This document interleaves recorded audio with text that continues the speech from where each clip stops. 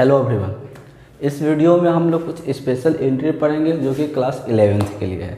पिछला वीडियो में हम लोग कुछ क्वेश्चन तक बना चुके थे और इस वीडियो में जो हम लोग हैं इस वीडियो के माध्यम से हम कुछ स्पेशल एंट्री पढ़ेंगे। ठीक है, स्पेशल एंट्री हम लोग देखेंगे। स्पेशल एंट्री को स्टार्ट करने से पहले जो है हमारे पास कुछ नोट्स है और उस नोट्स का हेल्प ले लेते हैं। जिन लोगों को ये नोट्स की आवश्यकता है, जिन लोगों को ये नोट्स लेना चाहते हैं, वो हमारे टेलीग्राम चैनल से ऐड होकर के वहाँ से ले सकते हैं। टेलीग्राम चैनल का जो लिंक है हमारे नीचे डिस्क्रिप्शन बॉक्स में दिया हुआ है। चलिए हम लोग जो है सबसे पहले स्टार्ट करते हैं स्पेशल एंट्री से। स्पेशल एंट्री हम लोग देखेंगे क्या होता है। ठीक है, तो हम जो है अपना बोर्ड पर लिख देते हैं स्पेशल एंट्री, और हम जो है इस बार स्पेशल एंट्री पढ़ेंगे। वो बहुत सारा इम्पोर्टेंट है, बहुत जो इम्पोर्टेंट है। सबसे पहला हमारा जो इम्पोर्टेंट स्पेशल एंट्री है वह है आउटस्टैंडिंग एक्सपेंसेस। ठीक है, यानी कि देखिए क्या होता है आउटस्टैंडिंग का मतलब। सबसे पहले समझिए हम क्या होता है आउटस्टैंडिंग। ठीक है, और एक्सपेंसेस का मतलब तो आप लोग जानते ही हैं, यानी कि आउटस्टैंडिंग का मतलब होता है बकाया। आउटस्टैंडिंग का मतलब होता है बकाया। आउटस्टैंडिंग को हम लोग शॉर्टकट में OS भी लिखते हैं।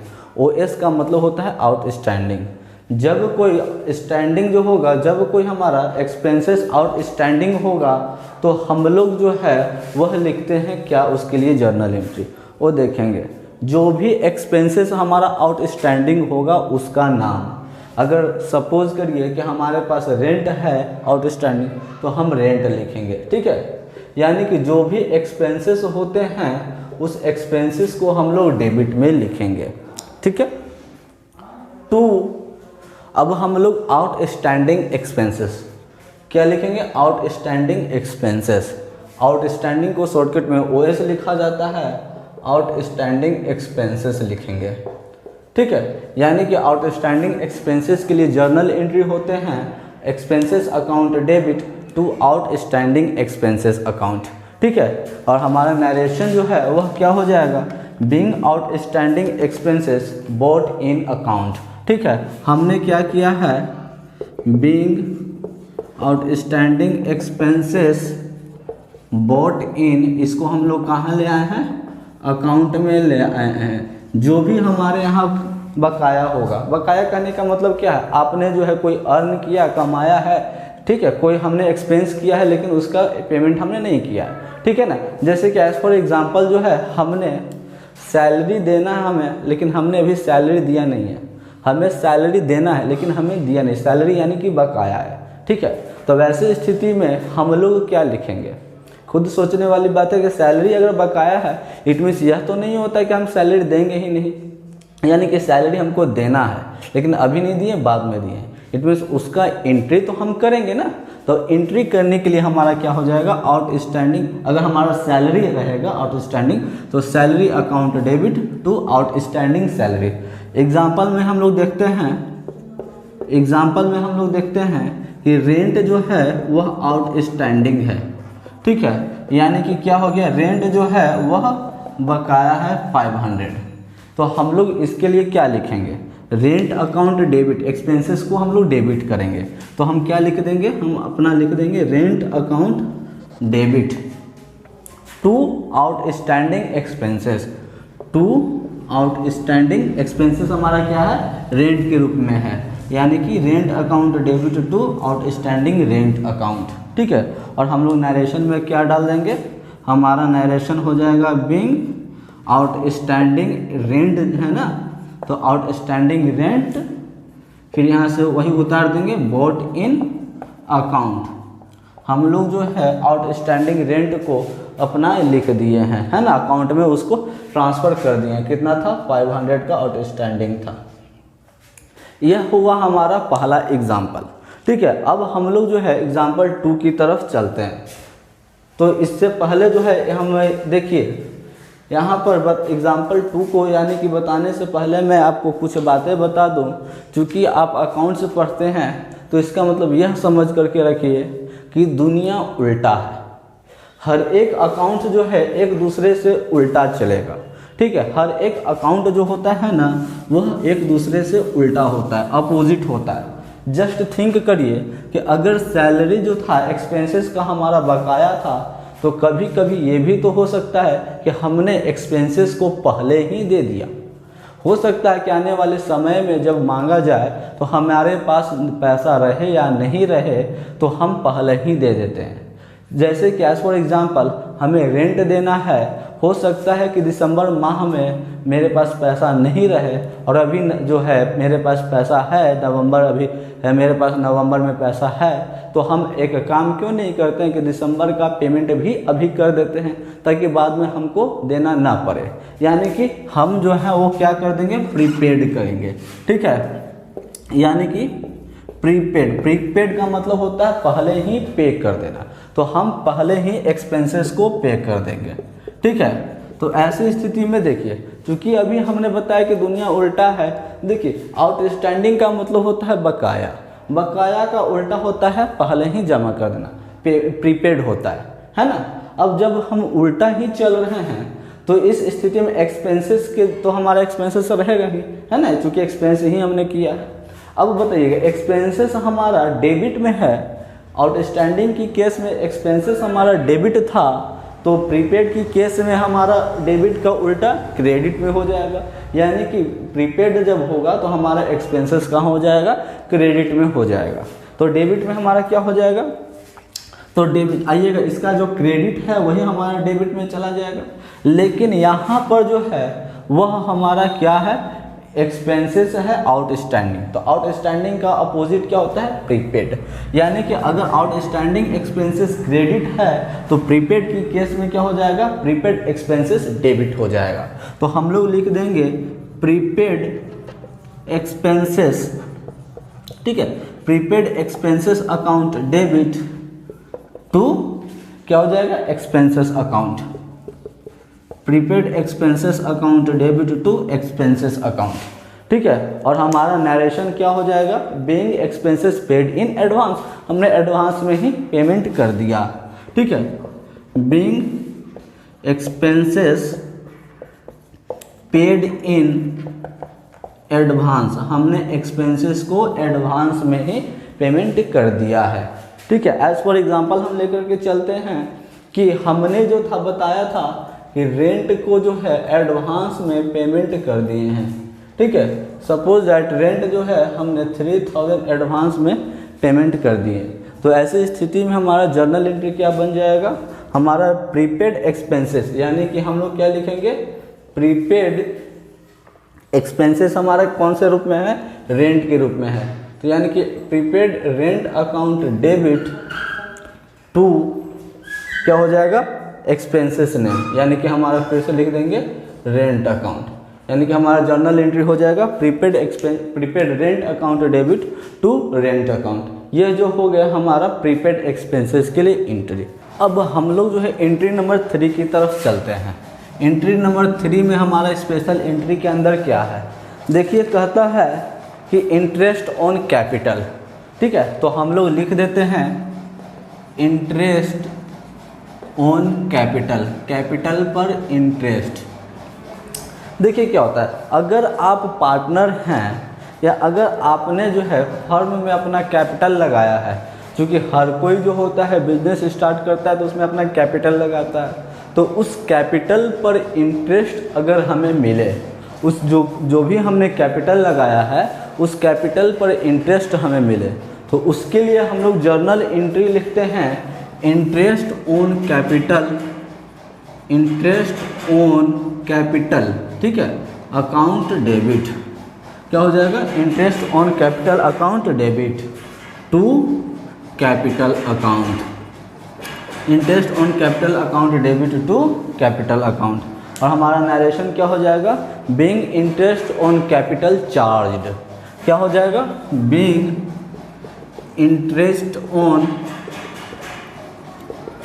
कैपिटल हमने क्या किया है, चार्ज किया है, ठीक है। एज फॉर एग्जांपल देखते हैं, हम इसको एक एग्जांपल से समझते हैं कि राम एक आदमी है, ठीक है, वह बिजनेस स्टार्ट करता है और वह अपना कैपिटल को 50,000 लगाता है, यानी कि 50,000 से वह बिजनेस स्टार्ट करता है, ठीक है। वह 50,000 उसका कैपिटल था और उसको जो है 10% पर एनम 10% पर एनम की रेट से इंटरेस्ट मिलता है, ठीक है। साल भर में उसे जो है 50,000 का 10% पर एनम की रेट से इंटरेस्ट मिलता है। तो इसके लिए हमारा जर्नल एंट्री क्या हो जाएगा, interest on capital account debit to capital account. और साल भर पे हमारा 50,000 का 10% कितना होता है, 5,000 होता है। तो हम लोग अमाउंट में जो है वह 5,000 डाल देंगे, ठीक है। और ये हम लोग नरेशन में लिख देंगे being interest on capital charge, capital पर जो है इंटरेस्ट चार्ज हो गए हैं, ठीक है। अब हम लोग जो है आगे देखते हैं एंट्री नंबर 4 की तरफ। एंट्री नंबर 4 में कहता है कि देखिएगा, अगर इंटरेस्ट ऑन कैपिटल हो सकता है तो क्या इंटरेस्ट ऑन ड्राइंग नहीं हो सकता है। ड्राइंग का मतलब है आप लोग जानते होंगे, है ना। जर्नल एंट्री बनाया तो ड्राइंग का मतलब भी आप लोग को पता है। ड्राइंग का मतलब होता है निकालना। अगर निकालेंगे तो उस पर भी तो इंटरेस्ट हमें लगेगा। तो उसके लिए हमारा एंट्री क्या होगा, तो उसके लिए हमारा एंट्री जो है बस यही एंट्री को रिवर्स हो जाएगा, यही एंट्री को हम लोग पलट देंगे, ठीक है। क्योंकि हमने बताया कि अकाउंट जब बनाएंगे तो हम यह मानते हैं कि दुनिया ही हमें उल्टा है। तो आइएगा देखते हैं इसमें इंटरेस्ट ऑन कैपिटल। तो कैपिटल की जगह पर हम लोग क्या लिखेंगे, ड्राइंग लिखेंगे। अगर इंटरेस्ट ऑन, सपोज करिए कि इंटरेस्ट ऑन ड्राइंग होता है तो इंटरेस्ट ऑन कैपिटल अगर हमारा डेबिट में है तो इंटरेस्ट ऑन ड्राइंग कहाँ चला जाएगा, क्रेडिट में चला जाएगा। अगर कैपिटल हमारा क्रेडिट में था तो इंटरेस्ट ऑन ड्राइंग के केस में हमारा ड्राइंग जो है वह कहाँ चला जाएगा, डेबिट में चला जाएगा। यानी कि जब अगर इंटरेस्ट ऑन ड्राइंग की बात किया जाए तो हमारे पास जर्नल एंट्री निकल करके आते हैं ड्राइंग अकाउंट डेबिट, है ना। ड्राइंग अकाउंट डेबिट टू क्या हो जाएगा, इंटरेस्ट ऑन कैपिटल था तो हम लोग लिख देंगे इंटरेस्ट ऑन ड्राइंग, ड्राइंग पर इंटरेस्ट, ठीक है। ये भी उसी तरह से होगा। इसका नरेशन हम लोग देख लेते हैं। Being interest on drawing, interest on drawing क्या हुआ, पेड। इंटरेस्ट ऑन ड्राइंग हमने दे दिया, ठीक है। इसके अभी एक एग्जांपल देखते हैं, हुबहू उसी के जैसा होगा। सपोज एक राम एक बॉय है जो बिजनेस स्टार्ट किया है, उसने 50,000 साल भर में निकाला है। तो उस पर उसको at the rate of 10% per annum उसको इंटरेस्ट देना है। तो जर्नल एंट्री क्या हो जाएगा, drawing account debit to interest on drawing account, ठीक है। नरेशन में लिख देंगे being interest on drawing paid. कितना रुपया हो जाएगा, 50,000 का 10% जो है वह 5,000 हो जाएगा, तो वह 5,000 हो जाएगा, ठीक है। अब हम लोग जो है इसके बाद देखते हैं फ्री सैंपल। फ्री सैंपल क्या होता है, फ्री में सेवा करना। देखिए कभी कभी स्थिति इस तरह का होता है कि जब आप न्यू बिजनेस स्टार्ट करिएगा उस समय हमें जो है वह कुछ अपना गुड्स को एज ए फ्री सैंपल देना पड़ता है, ठीक है। जब हम लोग न्यू बिजनेस स्टार्ट करते हैं तो आप कुछ गुड्स को फ्री सैंपल के रूप में बांटते हैं, देना होता है। इसे आप जो भी कहिए एडवर्टाइज हो गया हमारा एक तरह से, है ना।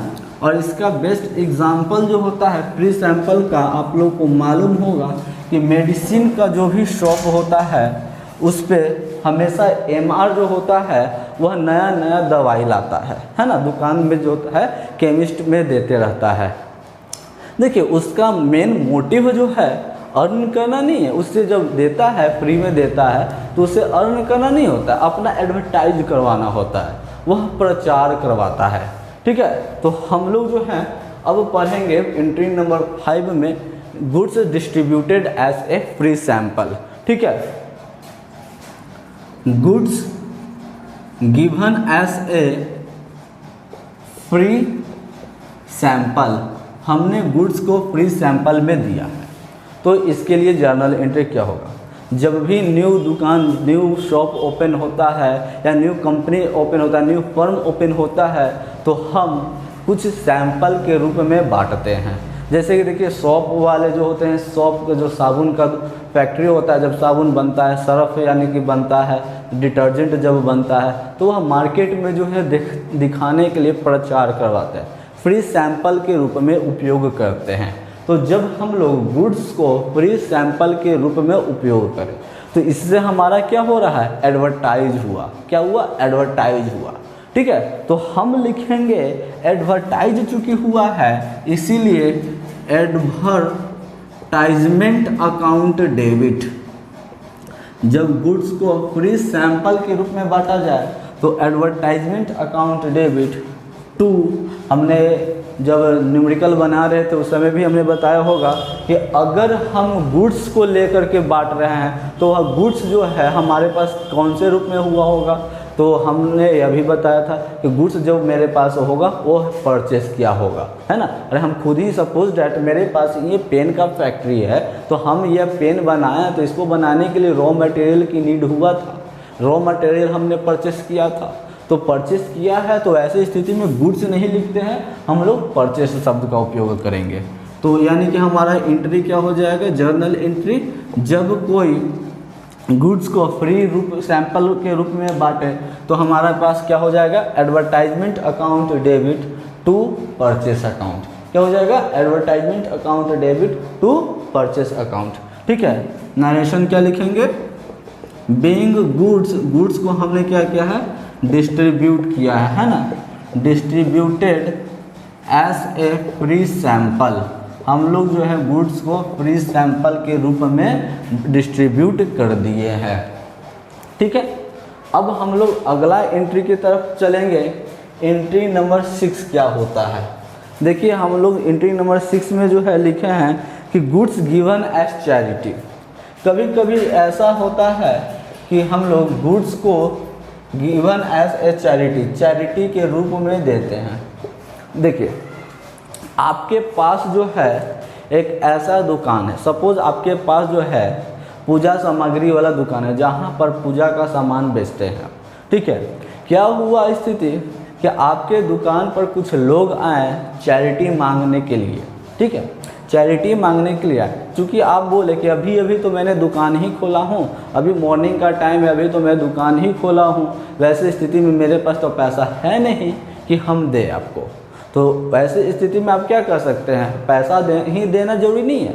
अगर हम चैरिटी दे रहे हैं तो पैसा देना ही जरूरी नहीं है। वैसे स्थिति पे आप यह भी कर सकते हैं कि अगर आप कोई चैरिटी मांगने आ रहे हैं तो अगर वह चैरिटी वाला, अगर सपोज डैट वह टेम्पल से रिलेटेड या मॉस्क से रिलेटेड, मस्जिद से रिलेटेड अगर कोई भी धार्मिक ग्रंथ, ठीक है, वहाँ उससे रिलेटेड अगर हो, वह मंदिर को कहे कि हम जो है मंदिर का निर्माण करने के लिए कुछ हमें चंदा की आवश्यकता है, चैरिटी की आवश्यकता है, तो वैसी स्थिति में आप बोलिएगा कि अभी तो मॉर्निंग का टाइम है, अभी तो मैं दुकान ही खोला हूँ, अभी मेरे पास कैश नहीं है। लेकिन हाँ, अगर चैरिटी अगर हम देना ही है तो कुछ आप जो है गुड्स ही दे दीजिए उसको। जैसे कि हो गया कि अगर टेम्पल है तो उसमें चुनरी का आवश्यकता होगा तो वही आप दे दीजिए, या पूजा सामग्री कोई धूप हवन ही दे दीजिए। तो इससे भी हम लोग तो है चैरिटी दे सकते हैं ना। तो वही बात होता है कि अगर हम लोग कोई गुड्स को चैरिटी के रूप में दे तो हम लोग जर्नल एंट्री क्या लिखेंगे, क्योंकि हमने जो है चैरिटी दिया है तो एक्सपेंसेस दिया है, और हम लोग जानते हैं कि नॉमिनल अकाउंट में एक्सपेंसेस को ही लिखते हैं, यानी कि चैरिटी दिए हैं तो चैरिटी अकाउंट डेबिट हो जाएगा। लेकिन चैरिटी जो है हमने कैश के रूप में नहीं दिया है, हमने गुड्स के रूप में दिया है, और जब जब गुड्स का उपयोग हो तब तब हम लोग क्या लिखते हैं, परचेस लिखते हैं। यानी कि अगर गुड्स को हम चैरिटी के रूप में देते हैं तो हमारे पास जर्नल एंट्री बन करके आते हैं, charity account debit to purchase account. क्यों परचेस, क्योंकि हमने जो भी गुड्स को दिया होगा वो गुड्स को परचेस करके नहीं लाए होंगे, वो गुड्स को जो है सेल करके नहीं लाएंगे, उसे परचेस कर करके लाए होंगे। इसीलिए हम लोग charity account debit to purchase account लिखेंगे। नरेशन क्या हो जाएगा, हमारा नरेशन जो है being goods given as charity, है ना, गुड्स को हम क्या कर दिए हैं, चैरिटी के रूप में दे दिए हैं। ठीक है, हमने क्या किया है, गुड्स को चैरिटी के रूप में हमने गुड्स को दे दिया है। अब हम लोग जो है अगला एंट्री पढ़ेंगे, एंट्री नंबर 7। वह एंट्री जो है बहुत ही इंटरेस्टिंग है। ठीक है, देखिए क्या होता है, गुड्स स्टोलन बाय थेफ्ट या एम्प्लॉय।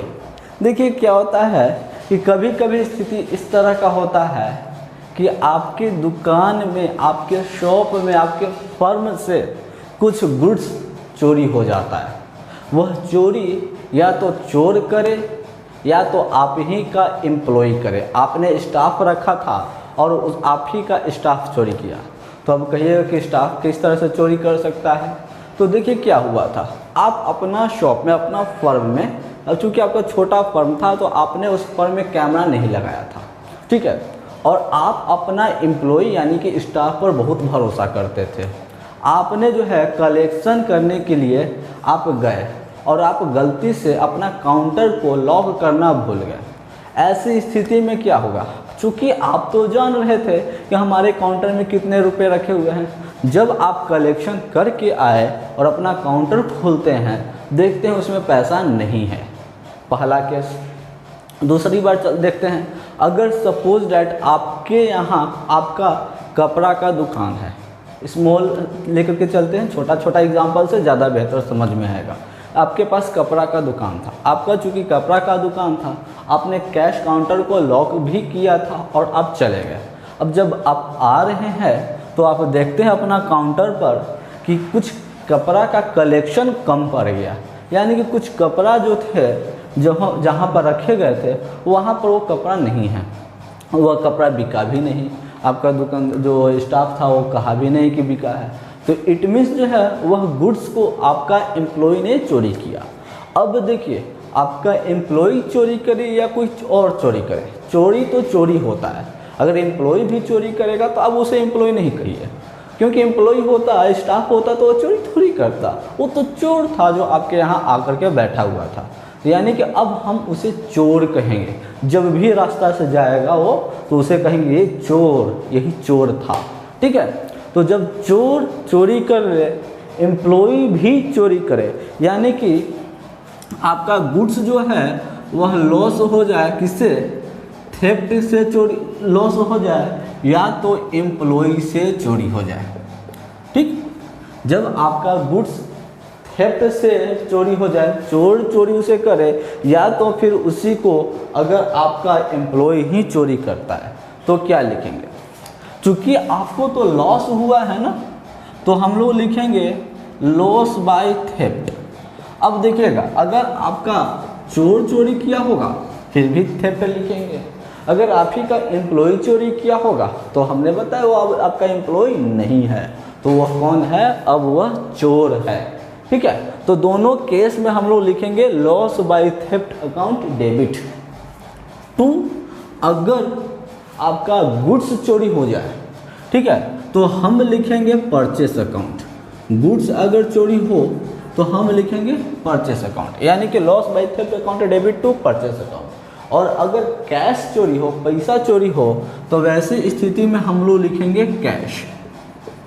ठीक है, यानी कि देखिए, अगर दोनों चोरी हो जाए, गुड्स भी चोरी हो और कैश भी चोरी हो, तो जर्नल एंट्री होंगे loss by theft account debit to purchase account to cash account.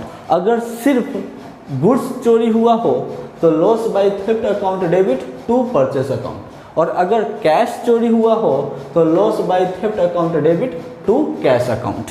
ठीक है, अब नरेशन में हम लोग क्या लिखते हैं, बीइंग गुड्स जो था stolen by, goods stolen by theft.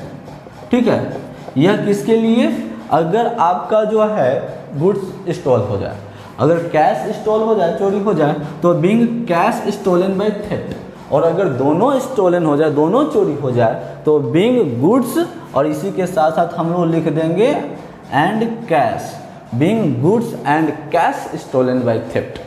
ठीक है, अब हम लोग आगे चलते हैं एंट्री नंबर 8 की तरफ। 8 में कहता है, देखिए, आपने जो था गुड्स आपका चोरी हुआ तो आपने क्या किया, आपने छानबीन करना स्टार्ट किया, जांच इंक्वायरी किया। तो इंक्वायरी करने पर क्या हुआ कि कुछ गुड्स जो था वह आपको मिल गया, रिकवर हो गया। ठीक है, या आप ही का स्टाफ जो था वो एक्सेप्ट किया कि मैंने चोरी किया, तो अब जब एक्सेप्ट किया है तो आप उसे छोड़ तो नहीं दीजिएगा, उसे कहेंगे चलो भाई मेरा लाओ, जो भी मेरा चुराए हो मेरा लाओ, तो वह दे। ठीक है, अगर यानी कि लॉस हुआ था, थेफ्ट ने चोरी किया था और वह चोरी किया हुआ गुड्स रिकवर हो जाए, ठीक है, यानी कि रिकवरी ऑफ स्टोलन गुड्स। ठीक है, हम लोग क्या लिखेंगे, रिकवरी ऑफ स्टोलन गुड्स।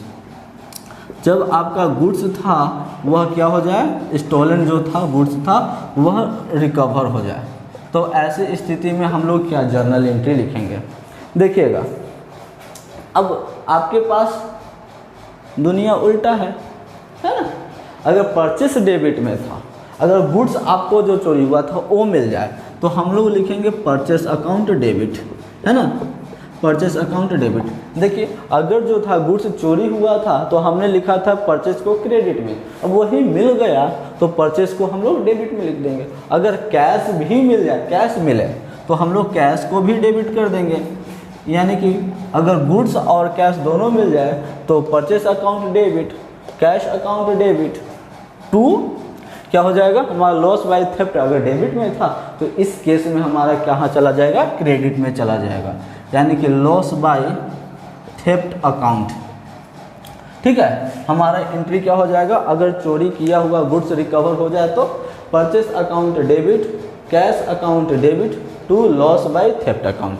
अगर हमारा गुड्स जो है, अगर हमारा गुड्स जो है सिर्फ गुड्स रिकवर हो, वैसे स्थिति में हम लोग क्या लिखेंगे, अगर गुड्स हमारा रिकवर हो तो हम लोग क्या लिखेंगे, purchase account debit to loss by theft account. अगर हमारा कैश रिकवर हो, कैश चोरी हुआ था और कैश ही रिकवर हुआ है तो हम लोग क्या लिखेंगे, परचेस नहीं लिखेंगे, कैश लिखेंगे, cash account debit to loss by theft account.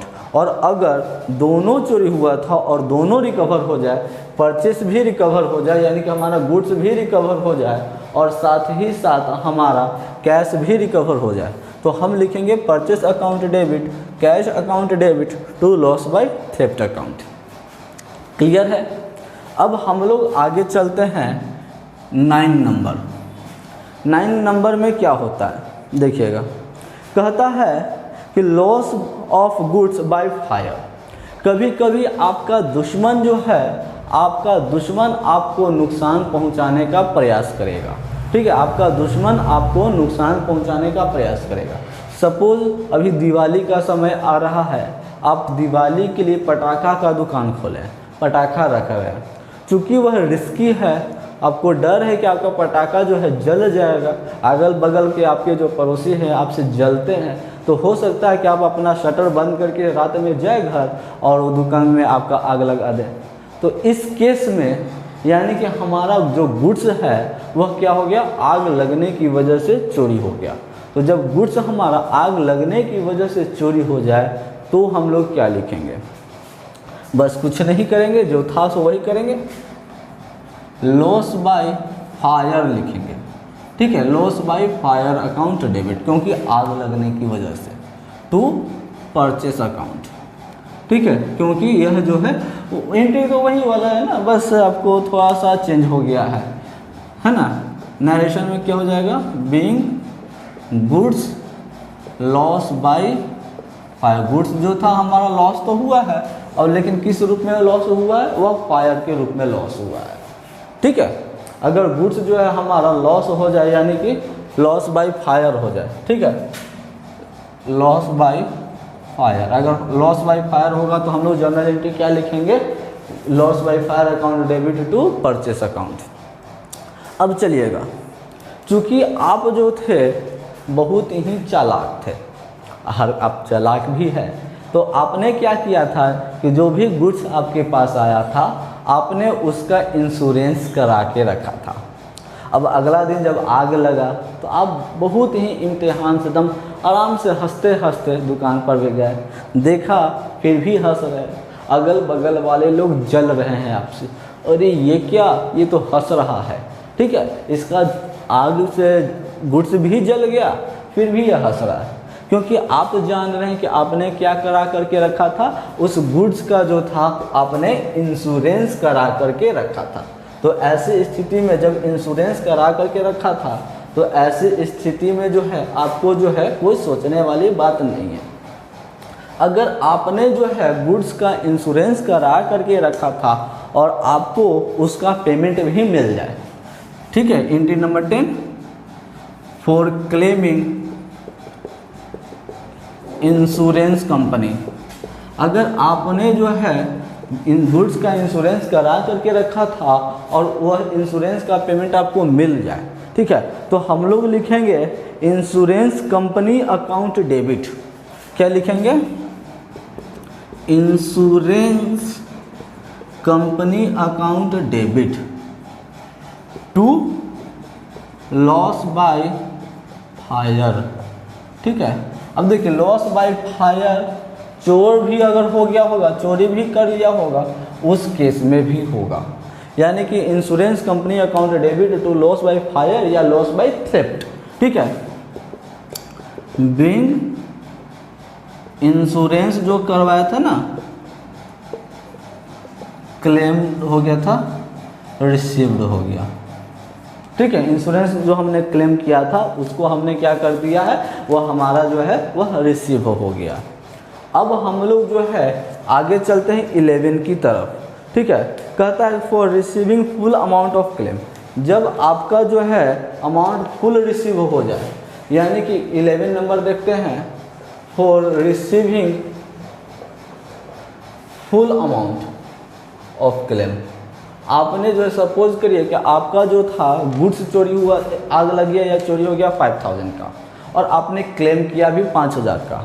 तो आपने क्लेम किया कि मेरा 5000 का गुड्स जो है वह आग लगने की वजह से नष्ट हो गया, या जो तो फिर हमारा जो गुड्स था वह चोर चोरी कर करके लेकर चला गया।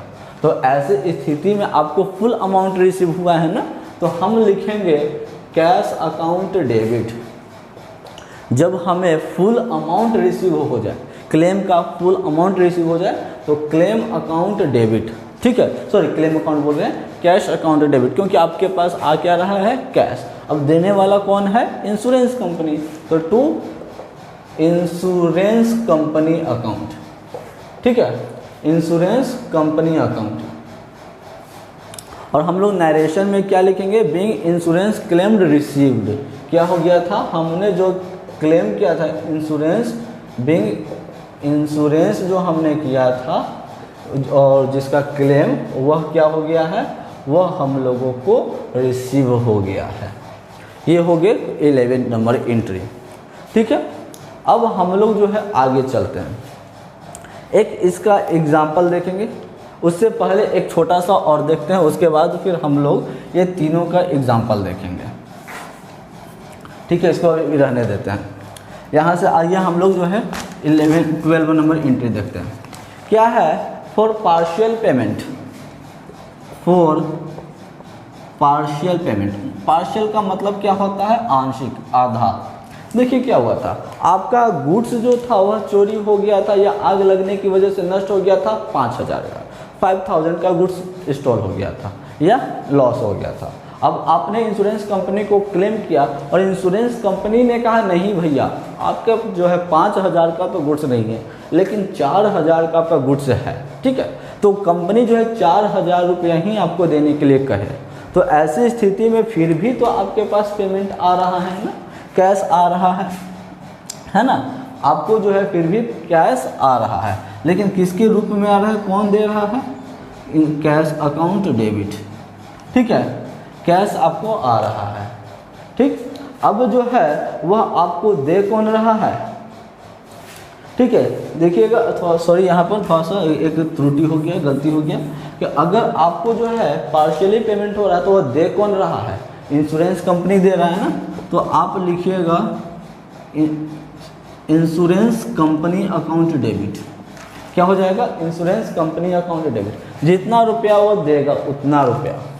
अगर 5000 का गुड्स था जिस पे कंपनी 4000 ही देने के लिए कह रहा है, तो हम कितना लिख देंगे, 4000 लिख देंगे। अब चूंकि 1000 रुपया आपका लॉस है ना, तो हम लोग लिख देंगे पीएल अकाउंट। एक बात पर ध्यान दीजिएगा, पीएल यानी कि प्रॉफिट एंड लॉस, यह हमेशा एक साथ लिखा जाता है। यह ध्यान में दीजिएगा कि अगर जर्नल एंट्री में पीएल अकाउंट डेबिट में हो, it means you have loss.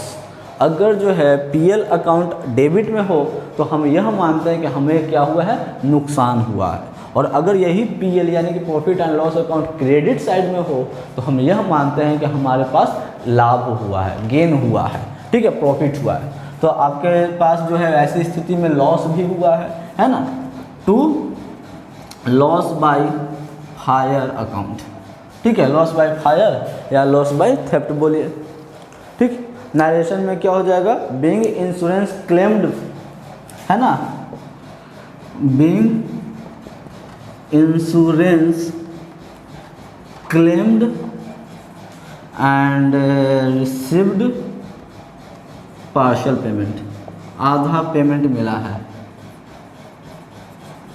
अब देखिएगा तीनों पर हम एक एग्जांपल लेकर के चलते हैं। एक एग्जांपल लेते हैं कि आपके पास जो था, सुनिए, आपके पास आज आपने एक गुड्स का दुकान खोला था, ठीक है, क्रैकर्स का दुकान खोला था। उसमें आपने क्या किया था, जब क्रैकर्स का आपने दुकान खोला था तो आपके यहाँ का गुड्स जो था वह 50,000 का था, ठीक है। तो चूँकि इंश्योरेंस करवाने में भी पैसा लगता है, इसलिए आपने जो है सिर्फ 10,000 का गुड्स जो था उसको आपने इंश्योरेंस कराया था, ठीक है, 10,000 का गुड्स इंश्योरेंस कराया था। आपको क्या हुआ, एट नाइट जब रात हुआ तो आपके दुकान में आग लग गया। तो आग लगे यानी कि लॉस बाय फायर, तो loss by fire account debit to purchase account. आप क्या लिखिएगा, loss by fire account debit to purchase account, ठीक है ना। अमाउंट में आपका चला जाएगा 50,000, तो अमाउंट में कितने चले जाएंगे, 50,000, क्योंकि आपका लॉस कितने का हुआ है, 50,000 का लॉस हुआ। अब आप इंश्योरेंस कंपनी को क्या 50,000 का क्लेम कर सकते हैं, नहीं कर सकते, क्योंकि आपने इंश्योरेंस सिर्फ ये 10,000 गुड्स का किया था। तो ऐसे केस में हम लोग क्लेम करेंगे, इंश्योरेंस कंपनी को क्लेम करेंगे। तो उसके लिए जर्नल एंट्री क्या हो जाएगा, insurance company account debit to loss by fire account. क्या हो जाएगा, insurance company account debit to loss by fire account. कितना, 50,000 या 10,000। तो आप बोलिए कि 10,000 का तो हमने इंश्योरेंस कराया था, तो अमाउंट में हो जाएगा 10,000, 10,000, ठीक है। अब सुनिए क्या कहानी हुआ, अगर आपका जो था, अगर आपका कंपनी जो था, इंश्योरेंस कंपनी जो था, वह पूरा पेमेंट दे दे, 10,000 रुपया भी आपको दे दिया, ठीक है, तो ऐसे केस में हमारे पास जर्नल एंट्री बन करके आया, cash account debit to insurance company account. क्या हुआ, cash account debit to insurance company account, 10,000 रुपया पूरा। लेकिन कंपनी ने जो है वह सिर्फ बोला कि 8,000 यानी कि 8,000 जो है वह ही एक्सेप्ट किया, 2,000 का गुड्स का एक्सेप्ट नहीं किया। तो ऐसी स्थिति में हम लोग लिखेंगे इंश्योरेंस कंपनी अकाउंट डेबिट। क्या हो जाएगा, इंश्योरेंस कंपनी अकाउंट डेबिट। कितना रुपया एक्सेप्ट किया है, 8,000, 8,000, तो 8,000 रुपया लिखेंगे इंश्योरेंस कंपनी में। फिर देखेंगे पीएल अकाउंट। अब बताइएगा टोटल आपका गुड्स कितने का था, 10,000 का गुड्स था। आपने इंश्योरेंस कितने का करवाया था, 10,000 का करवाया था, लेकिन इंश्योरेंस कंपनी कितना दिया, 8,000 दिया। इट मीन्स 2,000 यानी कि 2,000 लॉस है, तो पीएल अकाउंट में 2,000 लिख देंगे। अब आप ऐड कर सकते हैं, 8,000 और 2,000 को ऐड करिएगा तो कितना होता है, 10,000, यानी कि लॉस बाय फायर में हम लोग 10,000 डाल देंगे, 10,000 लॉस बाय फायर में हम लोग लिख देंगे, ठीक है। चलिएगा अब हम लोग अगला टॉपिक की तरफ चलते हैं, बैड डेब्ट, ठीक है। यह क्या होता है, बैड का मतलब होता है बुरा, बैड का मतलब होता है बुरा यानी कि बैड पर्सन। डेब्ट का मतलब होता है डूबना, डेब्ट का मतलब होता है डूबना। बैड का मतलब क्या हो गया था, बुरा, और डेब्ट का मतलब हो गया था डूबना। यानी कि कुछ इंसान ऐसे थे जो बैड थे, जिसकी वजह से हमारा जो कैश था वह डूब गया। तो ऐसे स्थिति में हम लोग कहते हैं बैड डेब्ट, ठीक है। क्या हुआ था कि आपके यहाँ कोई गुड्स खरीदने आया था, आपने जो है उस गुड्स को, उस दुकान जो कस्टमर था उसको आपने क्रेडिट में गुड्स दिया। सपोज जो है आपने 10,000 का गुड्स को क्रेडिट में दिया था।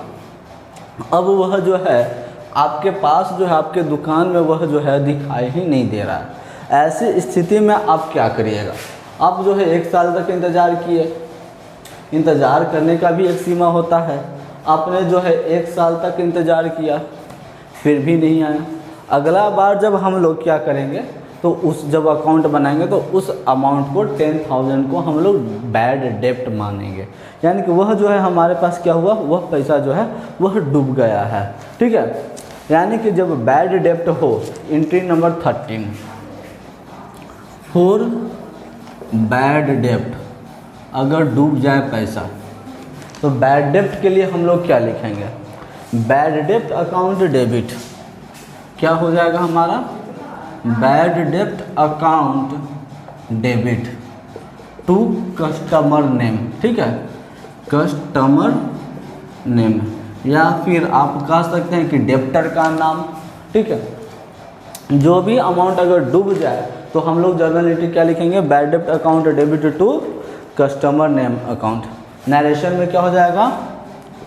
Being amount written off, amount क्या हो जाएगा? Being amount written off. हमने क्या किया है? गुड्स का वो जो था उसको हमने राइट ऑफ कर दिया है, यानी कि हम यह मान के चलेंगे वो मेरा डूब गया, वो रिकवर होने वाला नहीं है। ठीक है, तो हम लोग लिख देंगे बैड डेप्ट account debit to customer name, जिससे भी मान के चलिए कि राम एक इंसान था। ठीक है, Ram was a customer, Ram आपका एक कस्टमर था जिसने आपका 10,000 का गुड्स ले लिया। ठीक है, आपने 10,000 का गुड्स क्रेडिट सेल किया था और वह जो है 1 साल तक आपने इंतज़ार किया, नहीं आया, आपको पेमेंट नहीं दिया। तो अगला साल जब आप अपना अकाउंट बनाइएगा तो क्या लिखेगा? बैड डेप्ट account debit to Ram account. ठीक है, कितने का? 10,000 का। लेकिन क्या हुआ था कि अगला साल आपने देखा ना कि आपका जो दुकान है उसी के बगल के सड़क से वह जा रहा था। आपने उसे आवाज़ दिया और कहा कि भैया आपके यहाँ तो मेरा पैसा बाकी था, आप अभी तक दिए भी नहीं है, ये क्या कर दिए कि लिए, उसके बाद तो आप दिखाई ही नहीं दिए। तो इन दैट केस, यानी कि अगर वह मिल जाए और वह उससे जब हम लोग बोले तो वह कैश देने के लिए तैयार हो जाए और वह कैश दे दे, यानी कि एंट्री नंबर 14 में हम लोग चलेंगे फॉर रिकवर हो जाए ऑफ बैड डेप्ट। अगर बैड डेप्ट जो था हमारा वह रिकवर हो जाए। ठीक है, आपका बैड डेप्ट जो था वह रिकवर हो जाए, तो ऐसे केस में आपके पास आया क्या? कैश आया। तो हम लोग लिखेंगे कैश अकाउंट डेबिट। क्या लिखेंगे? Cash account debit to, cash account debit to recover हुआ है तो हम लोग लिखेंगे रिकवर फ्रॉम बैड डेप्ट। हमें क्या हुआ है? बैड डेप्ट से रिकवर हो गया, यानी कि हमारा जर्नल एंट्री क्या हो जाएगा? Cash account debit to recover from bad डेप्ट अकाउंट। ठीक है, 10,000 का था जो भी हमारा था। नरेशन में क्या हो जाएगा? बीइंग बैड डेप्ट जो था रिकवर्ड, उस बैड डेप्ट को हमने क्या कर दिया है? रिकवर हो गया हमारा। ठीक है, अब इसी में एक और छोटा सा टॉपिक है इंसॉल्वेंट। इंसॉल्वेंट का मतलब होता है दिवालिया घोषित हो जाना। ठीक है, देखिए क्या होता है, आपका जो था एक कस्टमर ऐसा था जो आपका गुड्स लेकर के चला गया था। अब वह जो है 1 साल 2 साल 3 साल के बाद भी वह कस्टमर नहीं दिखाई दिया। अब जो है वह दिखाई दिया, आपको दिखाई भी नहीं दिया, आपको पेपर के थ्रू मालूम चला कि यह एक कस्टमर था जो इंसॉल्वेंट घोषित हो गया। इंसॉल्वेंट घोषित करने का मतलब कि वह ऐसा इंसान था ना, आप नहीं जान रहे थे कि कैसा इंसान था। वह ऐसा इंसान था कि वो सभी जगह से लेकर उधार लेकर के चला जाता था, कर्ज ले लेता था, और इतना वह कर्ज ले लिया, इतना कर्ज ले लिया कि वह जो है अपना पूरा संपत्ति बेच कर भी नहीं चुकता कर सकता है। जितने भी उसके पास संपत्ति है वो सारे बेच करके भी संपत्ति को चुकता नहीं कर सकता है, तो इतना कर्ज ले लिया। तो ऐसे केस में आप लोग क्या करिएगा? उसके ऊपर केस करिएगा, है ना। तो केस करिएगा तो कोर्ट जो है वह क्या करेगा? इस व्यक्ति को जो था, जो भी व्यक्ति था, उस व्यक्ति को इंसॉल्वेंट घोषित कर देगा। एज फॉर एग्जाम्पल देखिए, एक छोटा सा स्टोरी से हम लोग समझेंगे। ये एक भाई साहब थे, ठीक है, बेचारा हमेशा हंसते रहते थे, इसलिए हंसमुख थे। इनका नाम था हंसमुख। ये हंसमुख ने क्या किया था, एक और भाई साहब थे, वो ऐसे सिंपल थे, इसीलिए इनका चलिए हम नाम रख देते हैं श्याम। इनका नाम हमने रख दिया है हंसमुख। अब दोनों का बीच का कहानी सुनिए क्या हुआ। हंसमुख ने श्याम से दोस्ती किया, फ्रेंडशिप भी था दोनों के बीच में।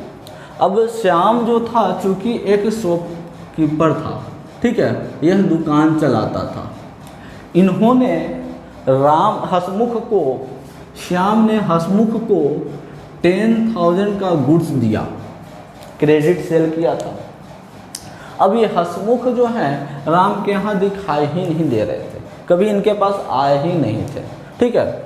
अब ये जो बेचारा श्याम जो थे वो पेपर में देखे कि ये क्या, हंसमुख मेरा तो कस्टमर था, ये इंसॉल्वेंट घोषित हो रहा है। इसका मतलब क्या हो गया, यह जो दिवालिया घोषित हो गया, इतना ये कर्जा ले लिया ना कि यह कर्जा का भरपाई ही नहीं कर पाएगा।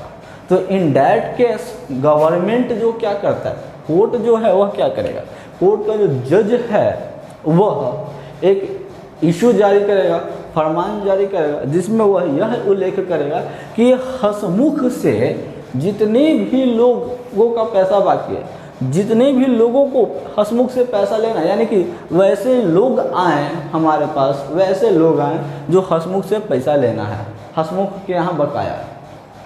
तो बेचारा श्याम भी गया, श्याम के तरह तरह के लोग गए, श्याम के जैसे ही बहुत सारे लोग गए, ठीक है। अब यह क्या करेगा, सब कोई अपना अपना फरमान बताएगा कि हमने जो है हंसमुख को इतना का उधार दे रखा है, वह बोलेगा हमने इतना उधार दे रखा है, वह कहेगा इतना का उधार दे रखा है। अब कोर्ट जो है वह क्या करेगा, सभी का फरमान सुनेगा। अब वह सभी का अमाउंट को एक रेशियो में निकाल देगा। जैसे कि इनका जो था 10,000 रुपये का था, एक और कोई होगा जिसका 20,000 रुपये का होगा, 20,000 रुपये लिए हुए था हंसमुख, कोई और था जिसका 30,000 रुपये लिए हुए था। छोटा छोटा अमाउंट से ही हम लोग चलते हैं। तो ये तीनों का, अगर 3 आदमी से यह पैसा लिया हुआ था, ये तो तीनों आदमी के बराबर जो है इसका रेशियो निकाला जाएगा, ठीक है। सपोज जो है आपका रेशियो कितना का होता है, इधर सभी में से 0 कट जाएगा, यानी कि 1:2:3, यह जो है वह आपका रेशियो निकल करके आया। अब कोर्ट जो है क्या करेगा, इसका जितने भी नाम पे संपत्ति होगा वो सभी संपत्ति को नीलामी करेगा, बेचेगा, ठीक है। वो सभी संपत्ति को क्या कर देगा, बेच देगा। बेचने के बाद जो भी रुपया आएगा, इट मीन्स इतना तो क्लियर है कि पूरा रिसीव नहीं हो पाएगा, 60,000 रुपया रिसीव नहीं होगा, ठीक है। अगर पूरा रिसीव होगा तो इंसॉल्वेंट घोषित ही नहीं कहलाएगा। अब इंसॉल्वेंट घोषित करने का मतलब कि इसका कर्ज इतना ज़्यादा हो गया कि वह किसी का चुकता नहीं कर सकता। तो वैसे स्थिति में क्या करेगा, सपोज डैट कि 50,000 जो है 50,000 रुपया ही गुड्स इससे रिकवर हो पाया, ठीक है। तो अब ये 50,000 गुड्स को क्या करेगा, ये तीनों में 1:2:3 में यह तीनों को बांट करके दे देगा, ठीक है। तो उसी तरह से जो है इसका खुद आप सोच सकते हैं कि बकाया कितने का था, 10,000 का बकाया था। तो अब इनको 10,000 रुपया नहीं मिलेगा। अब इसको जो है कब मिलेगा ना, कितना रुपया इसको मिलेगा वो भी देख लेते हैं। 1/6 मल्टीप्लाइड बाई 50,000 जो भी हो। चलिए इसको अगर 60,000 कर देते हैं तो आपको अमाउंट निकालने में जो है आसानी हो जाएगा। 60,000 सॉरी, लेकिन 60,000 हो जाएगा ना। तो इन दैट केस जो है इसको तो पूरा फुली पेमेंट ही कर देगा, है ना। तो ऐसी स्थिति में जो है हम 30,000 रखते हैं और कम हो गया। तो अब देखिएगा ये कितना होता है, यहाँ 30 हो जाएगा तो 6×25 5,000 हो जाएगा। इसको मिलना था कितना, लेना था कितना 10,000 रुपया, लेकिन अब इसको मिलेगा कितना 5,000 रुपया ही मिलेगा, यानी कि 5,000 रुपया इसको लॉस हो गया। यानी कि हम अब देखेंगे कि कुछ रकम जो है, कुछ पैसा जो है वह रिकवर हो रहा है और कुछ पैसा जो है वह रिकवर नहीं हो पा रहा है, ठीक है। वो हम लोग देखेंगे। जैसे कि हमने अभी बताया कि कुछ जो है इसको कितना रुपया रिकवर हो पाएगा वो आप खुद बताइए। श्याम को कितने रुपए मिलेंगे। श्याम को तो इतना तो क्लियर है कि पूरा रकम नहीं मिला है ना, कुछ रकम मिला भी है, कुछ कैश मिला है, यानी कि for partial payment of bad डेप्ट। बैड डेप्ट हुआ था जिससे पूरा पेमेंट नहीं मिला, पार्शियल पेमेंट मिला, आधा पेमेंट मिला या कुछ अंश मिला, तो कैश तो मिला है, तो हम लोग लिख देंगे कैश अकाउंट डेबिट।